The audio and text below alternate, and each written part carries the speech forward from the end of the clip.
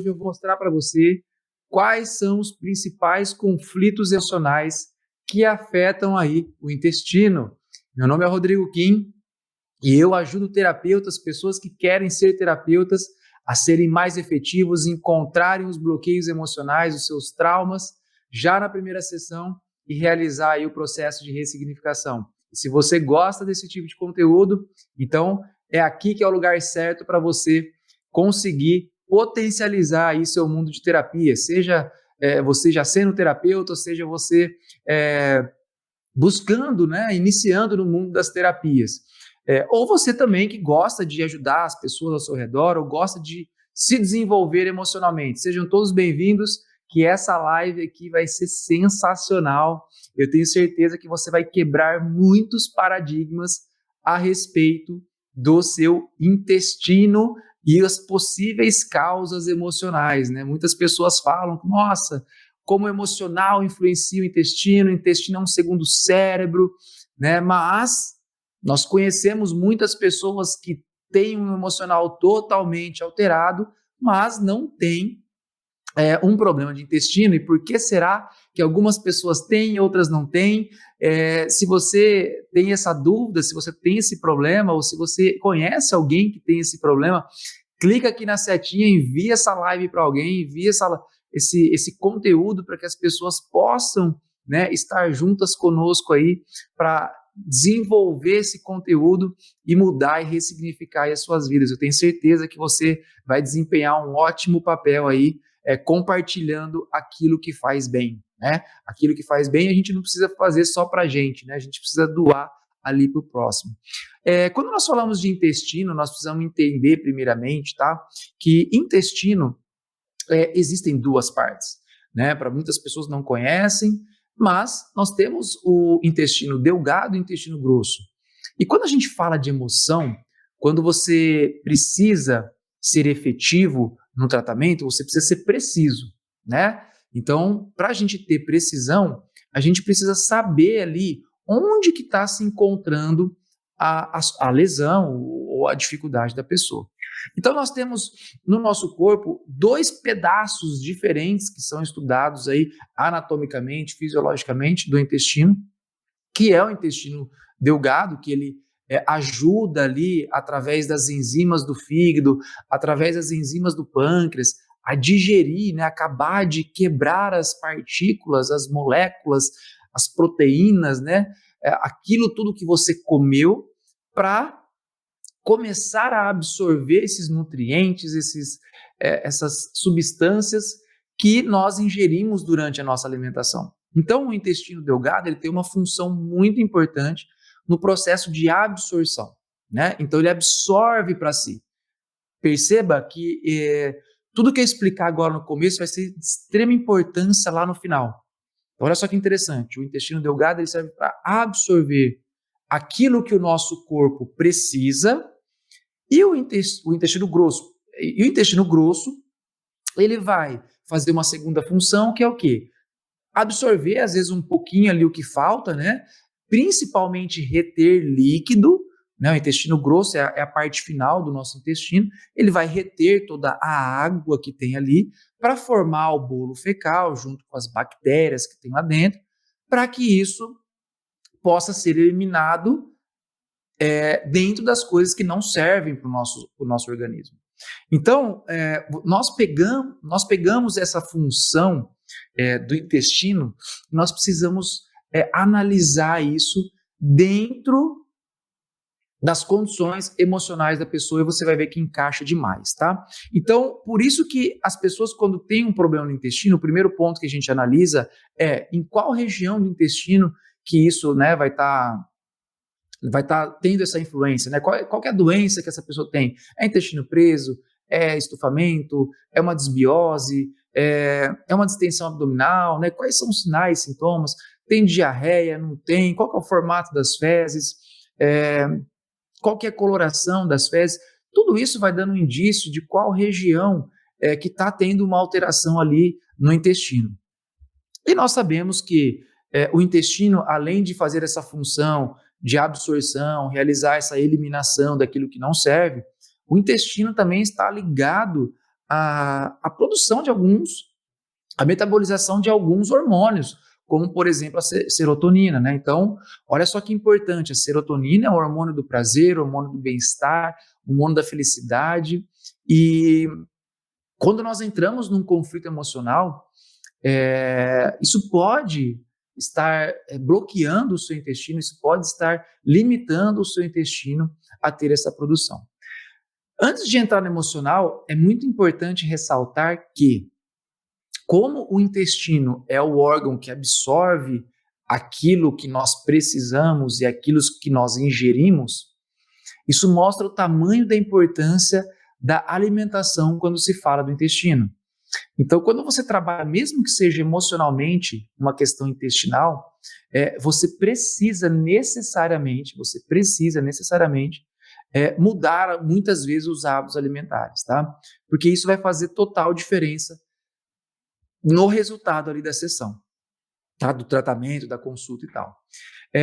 A segunda possibilidade que nós temos que observar, né, na verdade são três, né? A segunda são os processos de inflamação e de intoxicação, né? O nosso corpo constantemente ele é bombardeado por substâncias químicas que influenciam o nosso intestino, né? É desodorante, que às vezes tem um alumínio, a panela que a gente cozinha, que às vezes é de alumínio e vai liberando aos poucos, né?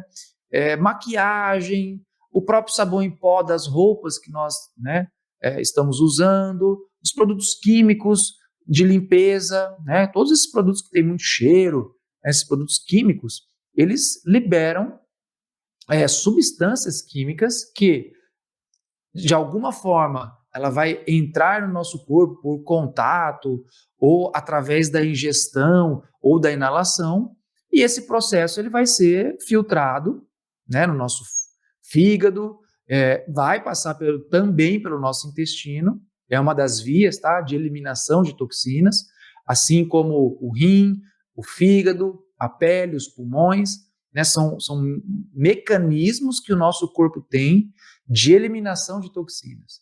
Só que, imagina só, quando você tem o corpo inflamado pelo seu estresse, pelo seu estilo de vida, você tem uma má alimentação e você tem uma intoxicação. E por último, nós temos o processo de parasitação. Tem muitos parasitas que às vezes, através da nossa alimentação, também vão habitar ali o nosso intestino e gerar diversas alterações. Então, olha só que importante, eliminado todas essas possibilidades, que são importantíssimas, e tem excelentes profissionais hoje em dia que só trabalham com isso, e eu amo esse tipo de terapia, realizo desparasitação. Esse ano mesmo eu realizei, em 2022, realizei uma desparasitação, fantástico, fenomenal. Já fiz modulação intestinal, já fiz... hoje eu falo que eu não faço dieta, eu faço uma alimentação saudável, porque eu adoro minha alimentação. Eu sou uma pessoa que fui muito chegado sempre em doce, né? E hoje eu consigo, inclusive eu estou sem doce, hoje é há 28 dias, né? E vou ficar até mais 2 meses, vou ficar 90 dias sem colocar açúcar na minha boca, porque eu gosto de desafio, né? E você que quer melhorar alguma coisa na sua vida, você gosta de desafio? Né? Você precisa se desafiar de vez em quando.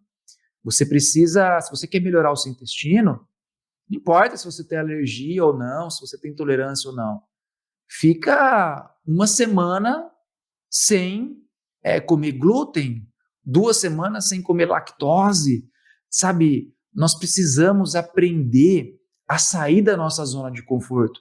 Muitas vezes a gente quer só o gostosinho, o bonzinho, né? O docinho, o saboroso. Cara, tem hora que você vai ter que se alimentar e não é saboroso, não é gostoso, não é legal, mas é necessário. Então você começa a trabalhar a sua mente naquilo que você precisa fazer. E isso você não leva só para a alimentação, você leva para a tua vida.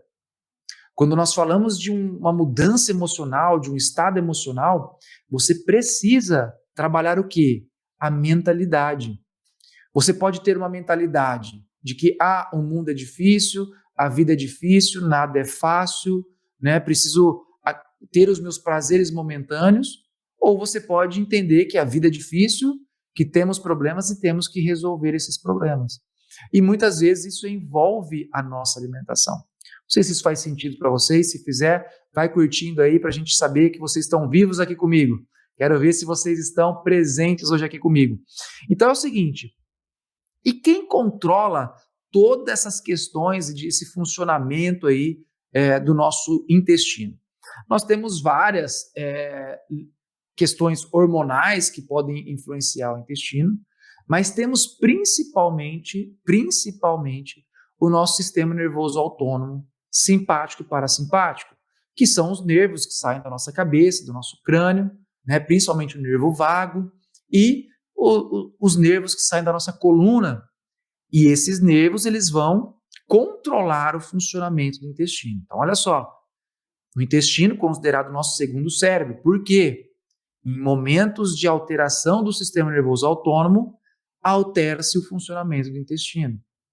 Então, sim, por uma situação estressante, você pode ter uma disbiose intestinal, você pode ter um intestino preso, um intestino mais solto, um intestino irritável, uma alergia, né? Mas por quê? Porque o teu sistema nervoso autônomo está desregulado por um estresse emocional. Todo estresse emocional? Não. E é isso que eu vou ensinar hoje para você aqui. Então fica aqui até o final que você vai aprender quais são os conflitos emocionais que realmente afetam o intestino. Não é todo estresse que afeta o intestino, senão todas as pessoas no mundo hoje vivem estresse. Todas necessariamente deveriam ter um problema no intestino. E eu conheço muitas pessoas que não têm, tá? Então, quando você compreende que a nossa percepção, a forma como nós enxergamos a nossa vida e a forma como nós sentimos durante o estresse experienciado na nossa vida, isso gera no nosso corpo uma alteração específica. E olha só que interessante que eu falei no começo para vocês. O intestino, ele tem uma função de absorver ali os alimentos, né, os nutrientes, quebrar os nutrientes, né, triturar ali os nutrientes para que aquilo fique realmente apto a ser jogado na nossa corrente sanguínea ali e eliminar aquilo que não serve. Então, quando nós pegamos patologias, prestem atenção, tá? Quando nós pegamos patologias como a doença de Crohn, por exemplo, que é uma inflamação crônica, né, no intestino delgado, que é a primeira parte ali do intestino, você começa a entender que o principal conflito emocional que essa pessoa experiencia é a contrariedade.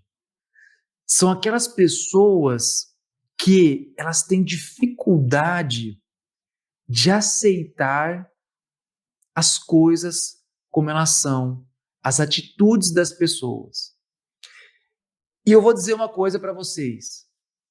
Na maioria das vezes, não todas, mas na maioria das vezes, isso começa na infância com os pais. A pessoa, ela não aceita a atitude do pai. Ela fica muito contrariada. Sabe, ela tem que engolir o pai. Ela tem que engolir a mãe. Mas, cara, aquilo não entra dentro de mim. Eu não absorvo aquela situação. Aquilo ali é inadmissível. Eu até engulo, mas aquilo não faz parte de mim. Aquela atitude é condenável. Então, quando a pessoa vive muito intensamente este processo, essa emoção, o que o cérebro faz? Opa, precisamos... O nosso cérebro, gente, olha só que interessante. Isso é neurociência, tá? O nosso cérebro, ele não distingue o que é real e o que é imaginário. Por isso que quando você assiste um filme, arrepia o seu pelo, você tem medo, sabendo que é um filme, que está gravado, que é um ator. Mas aquilo que o seu globo ocular está captando de informação, quando chega lá no cérebro e aquilo é interpretado, é como se fosse uma realidade. Por isso que se você fechar os olhos, imaginar o doce que você mais gosta, sei lá, você vai salivar a boca, você vai preparar o seu corpo para a digestão, como se você tivesse vivendo aquilo realmente. Então, olha só que interessante, quando nós vivemos uma situação de estresse que nos impacta demais, onde eu fico extremamente contrariado, isso pode alterar o funcionamento das minhas células do intestino delgado. E aí o corpo vai gerar o quê? Uma doença autoimune. Mas, na verdade, o corpo ele está tentando a qualquer custo fazer com que aquele órgão funcione exageradamente. E isso vai sobrecarregar o órgão e muitas vezes vai entrar nesse processo de inflamação. E por que não cura, Rodrigo? Por que fica crônico essa inflamação?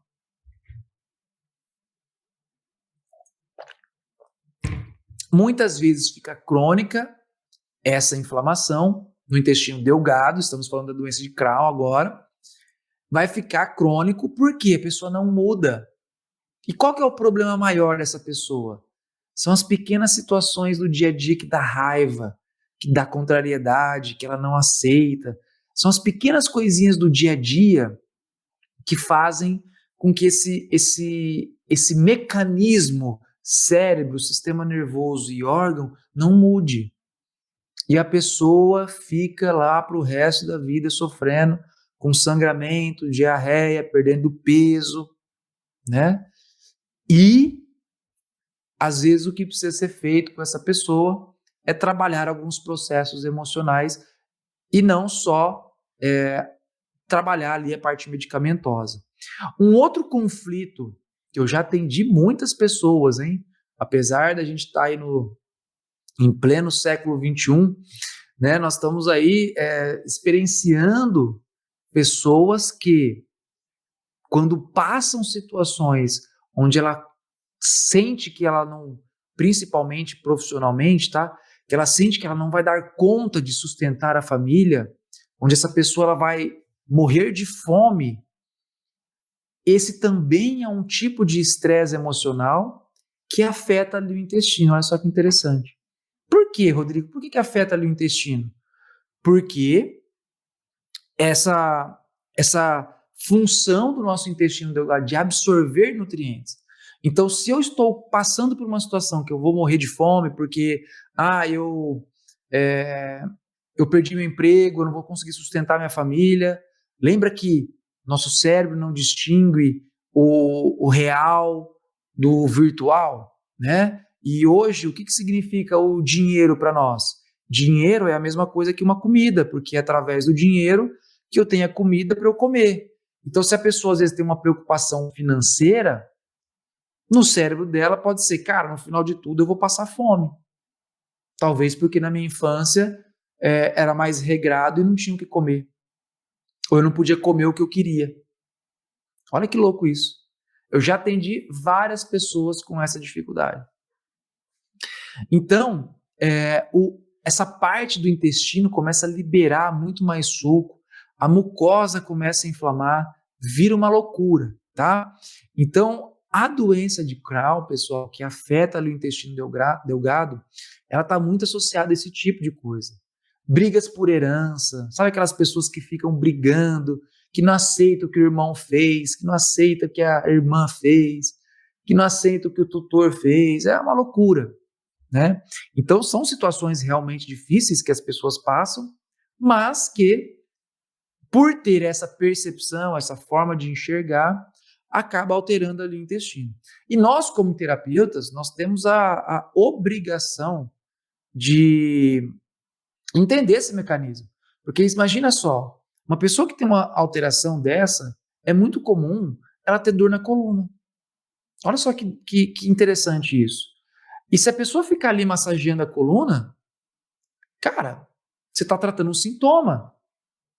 E um terapeuta, que é realmente um terapeuta, não trata sintoma. Ele também atende e trata a causa.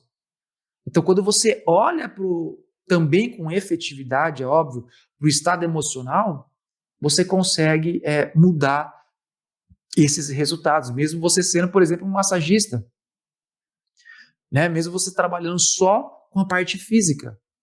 Mas se você compreende o estado emocional, você pode, no mínimo, direcionar essa pessoa, porque olha, isso é emocional, isso tem a ver com contrariedade, isso está afetando o teu sistema nervoso em relação ao intestino, a sua região de T12 a L2 vai estar alterada e isso gera dor lombar.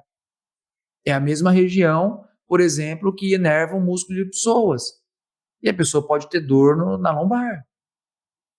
Então, são processos básicos, mas que nós não aprendemos na faculdade, da área da saúde, nós não aprendemos isso no nosso dia a dia, né? Nós temos que, às vezes, buscar esse tipo de conhecimento. E o intestino grosso? O intestino grosso, como eu já falei para vocês, né? Ele que acaba de absorver os líquidos, né? Ele reabsorve ali os líquidos, forma o bolo fecal e ele elimina aquilo que não serve. Então, quando a pessoa ela começa a passar por situações emocionais, né, onde ela se sente contrariada, porém ela não consegue perdoar, ela não consegue deixar para trás, ela pode começar a afetar principalmente o movimento, a motilidade ali do intestino. Então, para quem não sabe, o nosso intestino tem uma musculatura, né, que vai gerando as contrações e que vai empurrando ali o bolo fecal. Então, a pessoa, quando ela tem um sentimento de incapacidade, quando ela não se sente capaz de eliminar as coisas da vida dela, os problemas, as situações que cada vez mais vão chegando, sabe aquele tipo de pessoa, a gente chama aquele tipo de pessoa que segura a barra dos problemas, sabe? Aquela pessoa que sempre está resolvendo bullshit do pai. Ela larga tudo, vai lá resolver o pai levar as coisas na lotérica, volta, vai para o supermercado para a irmã, volta, cuida do sobrinho, e aí depois ela fica preocupadíssima porque deixou de fazer as coisas no seu trabalho. Esse tipo de pessoa que segura a barra de todo mundo, eu tenho certeza que essa pessoa vai ter intestino preso. Essa pessoa, se ela perceber o mundo dessa forma, de forma conflituosa, eu tenho certeza que ela vai ter o intestino preso, tá? Então, é muito comum, né, a gente ter a colite, a retrocolite, câncer de intestino, né? O câncer de intestino também. Situações onde a pessoa tem uma dificuldade de eliminar aquilo que ela vê como errado na vida. Então, geralmente são pessoas que são muito perfeccionistas também, né, emocionalmente falando, elas têm um pouco da perfeição e elas acusam os outros sempre de estarem errados, né? Ela tem uma tendência a querer mostrar o erro no outro, né? O outro está errado, o outro está errado, o outro está errado. Ah, no meu relacionamento amoroso, a pessoa me traiu, a pessoa fez algo de errado para mim. Mas por quê?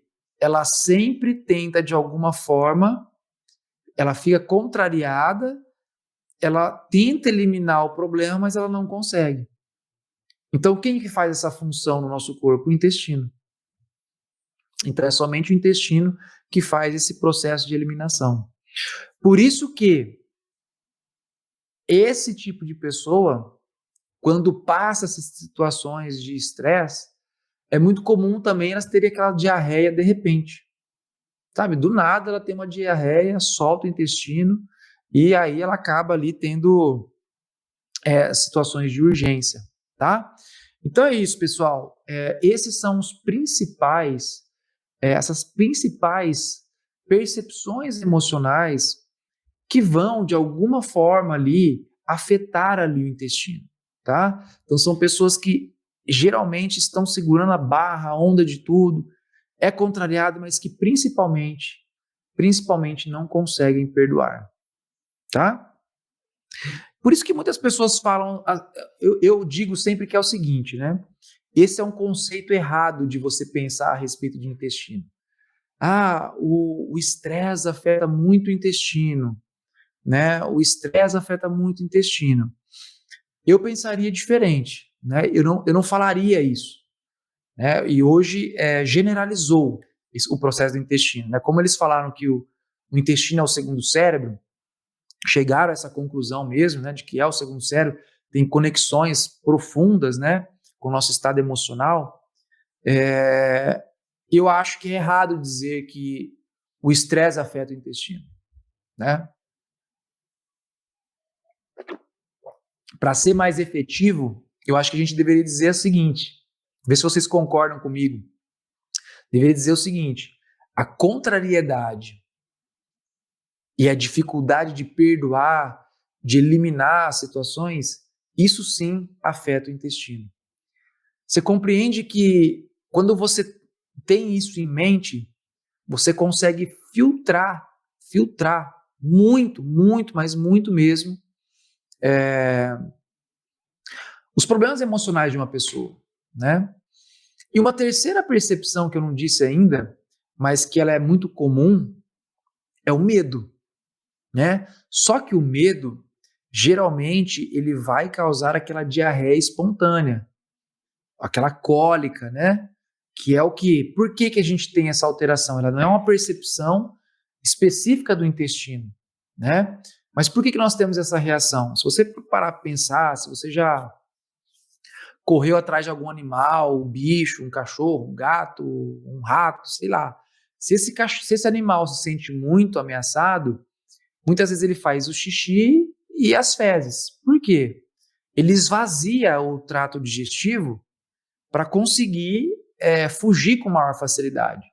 Então, hoje, quando a gente está com medo de uma prova, quando a gente está com medo de não cumprir uma meta, quando a gente está com medo de uma perseguição, porque as pessoas estão me perseguindo, eu posso ter também uma diarreia espontânea. Mas ele não é um tipo de conflito que afeta diretamente ali o intestino. Ele vai afetar principalmente a questão da mobilidade do intestino, tá? Então, olha só que interessante. O que a gente poderia fazer para ajudar uma pessoa que tem dificuldade intestinal? Então, anota isso aí, que isso aí é interessante. Eu pensaria da seguinte forma: se você é terapeuta, se você é uma pessoa que ajuda as outras pessoas da sua família, do seu redor, anota essa pergunta, que é uma pergunta terapêutica, tá? É um presentão aí para vocês hoje. Quais são as pessoas e as situações que você se sente mais contrariado na sua vida? Eu faria a pessoa refletir profundamente sobre isso. Então, se você tem um problema no intestino, o que te deixa contrariado? É a atitude do seu marido? É o jeito do seu filho? É a forma como a sua sogra, o seu pai, a sua mãe conduz a vida? Você não aceita que façam as coisas erradas? É isso que te deixa contrariado? O que te deixa contrariado? Né? E a segunda pergunta seria: quem ou o que você não consegue perdoar na sua vida? Quem ou o que? Qual situação? Qual problema que você não consegue perdoar na sua vida? E uma vez eu atendi uma pessoa com câncer no reto. E essa pessoa com câncer no reto, ela chegou ali para mim fazendo quimioterapia já e realizando todos os tratamentos, né? E eu fiz essa pergunta para ela, falei assim: cara, algum tempo antes, meses ou um ano antes do seu câncer, o que você acha que foi mais difícil para você perdoar na sua vida? E a pessoa chegou para mim e falou o seguinte: olha, muitas vezes as pessoas negam, né? Não lembro de nada. E como um bom terapeuta, tem que saber fazer perguntas, né? E saber driblar as proteções das pessoas, né? As pessoas, elas vão criar uma casca para você não entrar nas feridas. Isso é natural nosso, né? A não ser que a pessoa tenha passado por um grande processo de terapia, autodesenvolvimento totalmente aberto para expor, né? Até nós que somos terapeutas, às vezes a gente é, tenta de alguma forma ali, quando a gente está fazendo o nosso processo de terapia, bloquear a informação, conscientemente ou não, né? Porque o nosso cérebro, ele quer sempre viver a menor dor, tá? Por mais que você esteja sofrendo na sua vida hoje, você está sofrendo na sua vida hoje? Se você está sofrendo hoje com qualquer coisa, com qualquer doença, com qualquer comportamento, você pode ter certeza que você só está nessa condição porque o teu cérebro acha que se você for mudar, vai ser pior do que você está hoje. Então, por isso que nós temos que trabalhar a mentalidade. Se a gente não trabalhar a mentalidade, a nossa mente muitas vezes vai deixar a gente preso onde a gente está. E aí não muda. Você pode olhar para o passado, você pode olhar para o futuro, você pode fazer o que for, que a pessoa não consegue sair do lugar. Tá? Então, olha só que interessante. Quando você realiza esse processo de conscientização, de ressignificação, né, e você consegue realmente trazer um novo sentido para a pessoa, né, a pessoa consegue, muitas vezes, ter o seu processo de cura. E com esse paciente foi interessante porque, assim, ele fazia químio, crescia de novo o tumor. Ele fazia químio, crescia de novo o tumor. Ele fazia químio, crescia de novo o tumor. E aí ele ficou sabendo do meu tratamento, a gente fez 2 sessões, na verdade, e depois ele não voltou mais. E eu fiz essa pergunta para ele, né, de o que era difícil de perdoar, e ele foi, né, tentando bloquear, e eu passei, né, fui passando essa proteção, e ele chegou e lembrou, e falou assim, cara, o que foi imperdoável para mim é que eu fui mandado embora de uma empresa que eu trabalhei 35 anos, eu dei minha vida ali, e quando o meu grande parceiro, meu grande amigo, que era o dono da empresa, morreu, os filhos assumiram, começaram a fazer coisas erradas, olha a contrariedade. Então ele passou a ficar contrariado, os filhos passaram a fazer coisas erradas, que eu passei a não aceitar essas coisas erradas, e ele me mandou embora. E por me mandar embora, eu não perdoei a pessoa. Olha só que louco isso. Então, olha só, pessoal, quando eu trouxe para ele, eu realizei um processo de ressignificação, no final ele falou assim, cara, agora parece que eu estou em paz, né? Porque eu realmente, né, estimulei ele a enxergar aquilo de uma forma diferente. Então, olha só que interessante. Depois de uns 6 meses, a filha desse senhor foi se tratar comigo e ela falou que ele continuava ainda com o tratamento do câncer, mas que depois dessas 2 sessões nunca mais teve o aumento, diminuição, aumento, diminuição. O tumor só vinha diminuindo e ele estava quase aí no seu processo final do tumor. Então, imagina só você poder curar, estimular uma pessoa a realizar os processos de autocura. Cara, isso não tem preço. Porque as pessoas, às vezes, elas reclamam do preço da sua consulta, às vezes de um tratamento. Mas, cara, na hora que você está com uma doença entre a vida e a morte, não tem preço. Não tem valor. Entende isso? Na hora que você está vendo que a coisa vai para o fim, cara, você vai ter que fazer de tudo. Porque se você não fizer de tudo, foi. Como diz aquele ditado mineiro, né? Cavalo selado passa só uma vez na nossa frente. Multa quem quer. Quem não quer, não multa.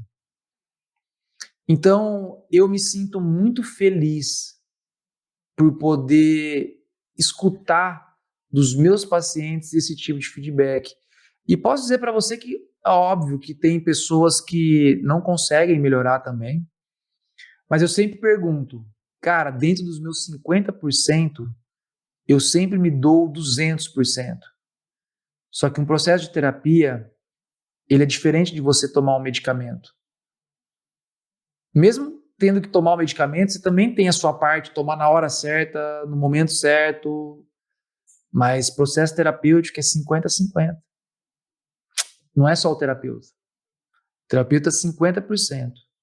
Os outros 50% é o desejo de ser curado. Olha só que interessante.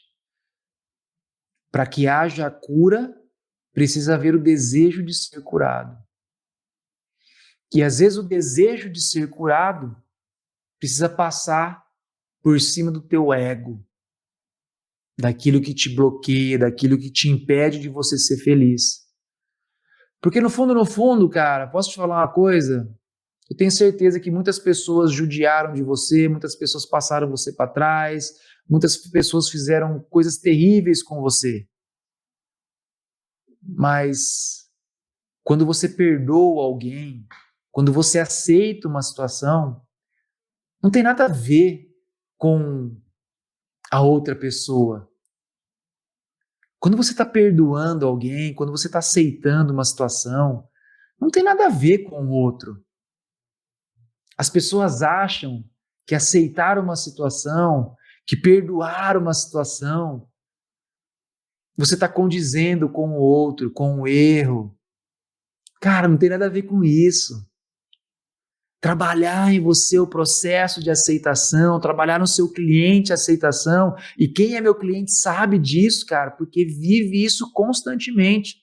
E eu sou chato nisso, eu sou insistente nisso. Cara, tem a ver com você.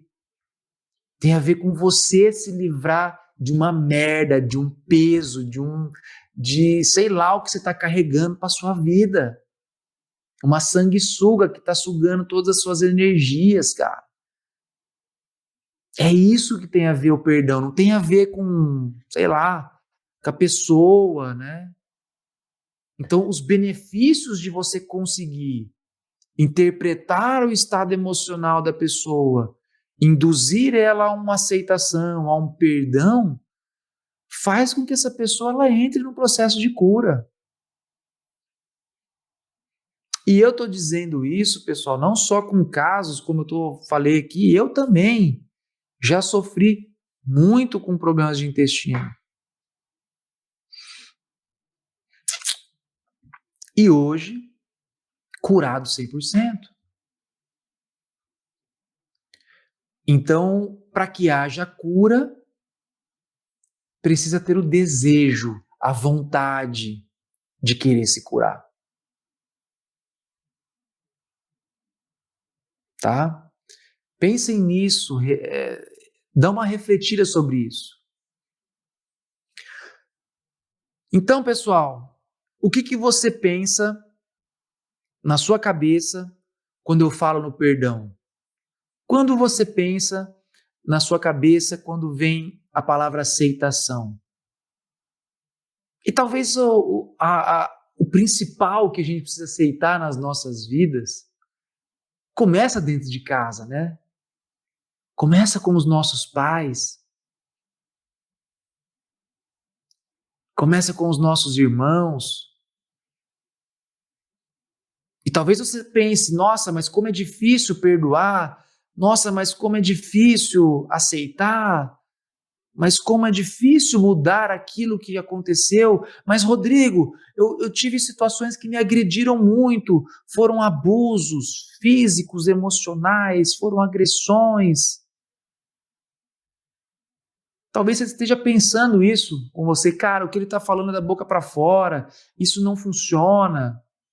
E as pessoas pensam realmente assim, que isso é um problema, que isso é difícil. E eu digo uma coisa para você, difícil é você se manter no conflito. Difícil é você manter dentro da sua cabeça aquela pessoa que você precisa perdoar e você não perdoa. Aquela situação da sua vida que você precisa aceitar, cara, aconteceu com você. Ou você se vitimiza pro resto da sua vida, ou você assume a rédea e fala assim, cara, beleza. O que eu aprendi com isso? O que pode ser? Como eu posso transformar isso em algo positivo para mim e para minha vida? Vocês sempre me perguntam, né? Como ressignifica, Rodrigo? Esse é um jeito. Um jeito. Existem milhares de jeitos. O jeito errado é o quê? É você pensar que você não consegue, é você pensar que é difícil, é você pensar só na alimentação, é você pensar só na medicação. Isso é o jeito errado de você pensar. Mas o jeito certo para você tratar o intestino, também você tem que tratar as emoções corretas. E muitas vezes, você tendo essa consciência, você consegue já mudar a sua percepção. Caso contrário, você precisa, dentro de você, amadurecer a ideia de que, obviamente, a sua vida foi difícil, ok, foi difícil, não foi fácil, passei por situações de estresse, mas você pode seguir adiante. E você pode pegar todas essas pedras que estão na sua vida, pega essas dificuldades na sua vida, todos esses problemas que você está vivendo, que você vive hoje, agora, o que você viveu antes, pega esse problema na sua mão e transforma ele em combustível para você seguir em frente. Cada pedra, cada obstáculo, ele faz a sua trajetória de vida. Quando você chegar lá no final, você vai poder olhar para trás e falar assim: eu passei por isso, eu superei, eu vivi este processo. E você conseguiu se conectar com esse perdão, você conseguiu se conectar com esse amor verdadeiro que move as pessoas. Então imagina você chegando lá no final, você podendo olhar para trás e falar assim: bom, eu cresci com todas essas minhas dificuldades. É dessa forma que você consegue trabalhar aí a aceitação, é dessa forma que você consegue também facilitar o perdão na sua vida.